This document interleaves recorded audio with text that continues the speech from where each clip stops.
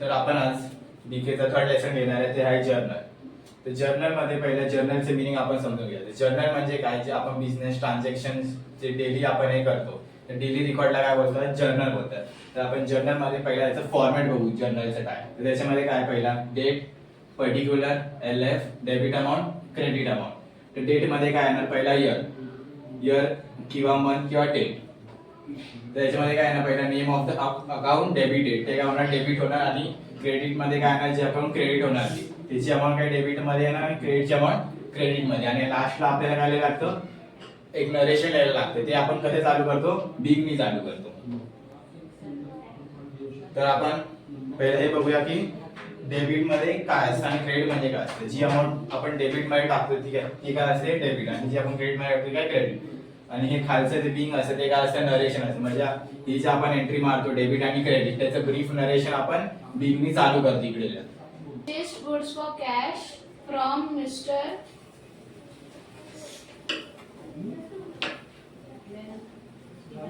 Sonu worth ₹2,000.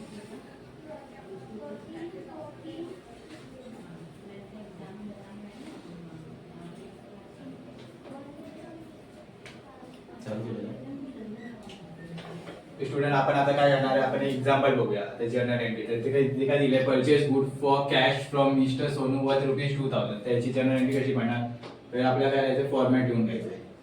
Date,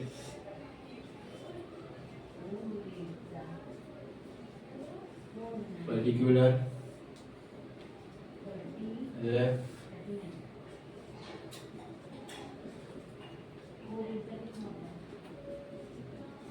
debit amount,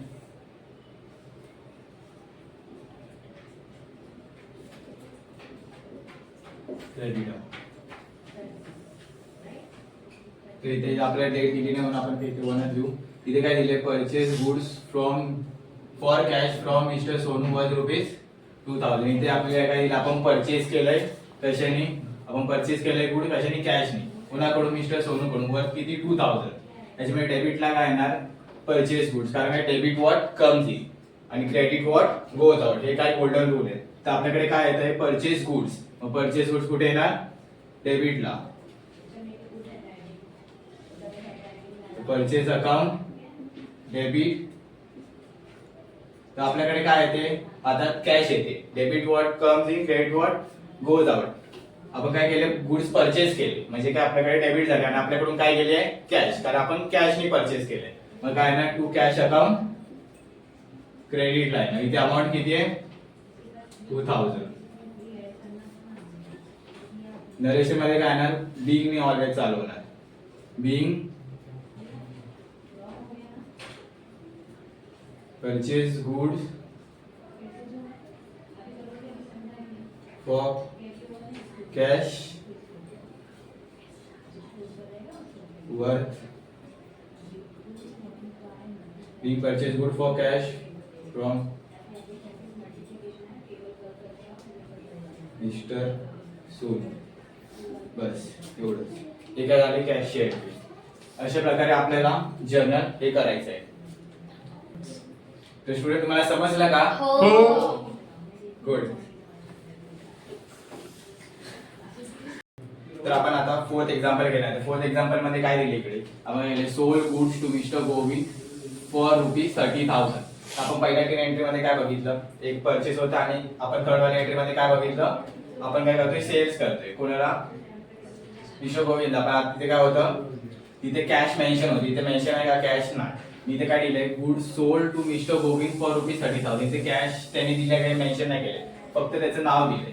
तर मग ही entry कशी असणार, क्रेडिट वाली असणार. कारण इथे काहीच मेन्शन आपल्या केलं नाही की आपण कॅश दिली, त्यांनी कॅश दिली आहे की नाही. आपल्याला काय दिलं, फक्त goods sold to mister Govind ₹30,000. Mister गोविंदने काय दिले, आपण फक्त त्याला दिले, पण त्यांनी आपल्याला काय सांगितलं नाही की कॅशवर आहे. म्हणजे ही एंट्री काय असणार, क्रेडिट वाली एंट्री असणार. म्हणजे काय, आपण त्याला गुड्स दिले पण त्यांनी आपल्याला कॅश का काहीच दिलं नाहीये. म्हणजे कुठली एंट्री आहे, क्रेडिट वाली एंट्री. तर याच्यामध्ये कसं आहे ना, हे रूल्स आपल्याला बघायचे. तर रूल्स काय, debit what comes in, credit what goes out. तिथे काय आपण करतोय, सोल्ड करतोय. Sales always credit side. आपण काय करतोय, सोल्ड करतोय गुड्स कोणाला, मिस्टर गोविंदला. आपण क्रेडिट वर आहे, क्रेडिट वर आहे म्हणून ते आपलं काय ना, ते पर्सनचं नाव येणार इकडे. तिथे पर्सन कोण आहे मिस्टर गोविंद आहे कितीला तिथे 30,000 मग इथे काय येणार मिस्टर गोविंद अकाउंट काय होणार डेबिट होणार आणि debit what comes in credit what goes आपल्याकडून काय चाललंय गुड्स चाललंय म्हणजे आपण काय करतोय सेल्स करतोय sales always credit side to sales account किती आहे अमाउंट 30,000 मध्ये नरेशन मध्ये काय ना being sold goods on credit आणि आपण हे काय करतोय क्रेडिट वर देतोय एवढंच समजलं तुम्हाला तर आपण पहिल्या दोन एक्झाम्पल मध्ये काय बघितलं आपण काय केलेलं परचेस केले दोन्ही याच्यामध्ये पण एक परचेस कॅश वर होतं आणि एक परचेस क्रेडिट वर होतं आता तिसऱ्या एक्झाम्पल मध्ये काय दिलंय sold goods worth ₹5,000 for cash to mister Govind याच्यामध्ये काय आपण करतोय सेल्स करतोय तर काय करतोय आपण सेल गुड्स वर्थ ₹5,000 पुन्हा येतं for cash to mister Govind आपण गोविंदला कॅशनी गुड्स सोल्ड करतोय आता सोल्ड म्हणजे काय सेल असतं आणि सेल्स पुढे येतं सेल ऑलवेज क्रेडिट साइड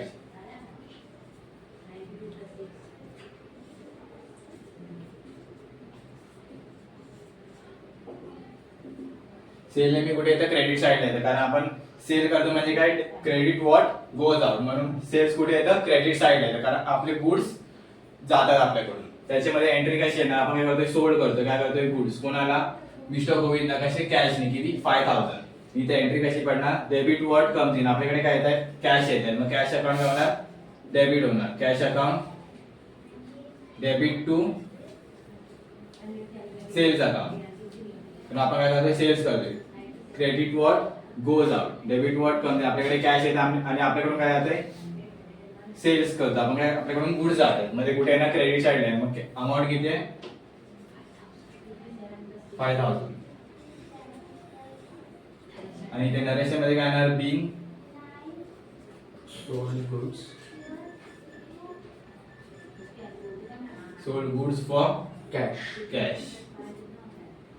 समजलं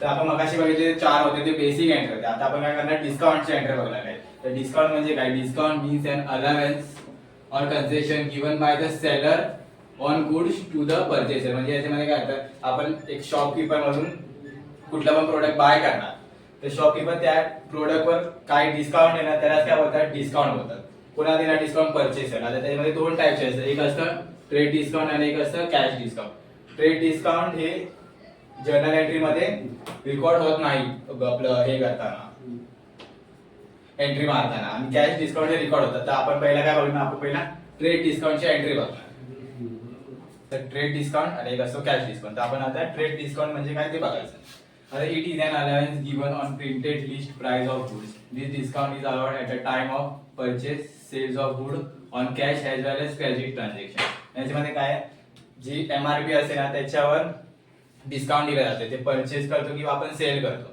ते कॅशवर असेल किंवा ते क्रेडिट ट्रान्झॅक्शनवर असेल त्याच्यावर डिस्काउंट भेटतो त्याला काय आपण बोलतो ट्रेड डिस्काउंट हे ट्रेड डिस्काउंट हे रेकॉर्ड नाही होत बुक्स ऑफ अकाउंट मध्ये याच्यामध्ये डायरेक्ट अमाऊंट आपल्याला पुट करायची असते याच्यामध्ये तिथे दाखवायला नाही लागत आपल्याला रेकॉर्ड नाही करायचं कुठली पण एंट्री ट्रेड डिस्काउंटची हे सगळ्यात main concept books of account मध्ये ट्रेड डिस्काउंट रेकॉर्ड नाही होत थँक्यू तुम्हाला समजलं ट्रेड डिस्काउंट हो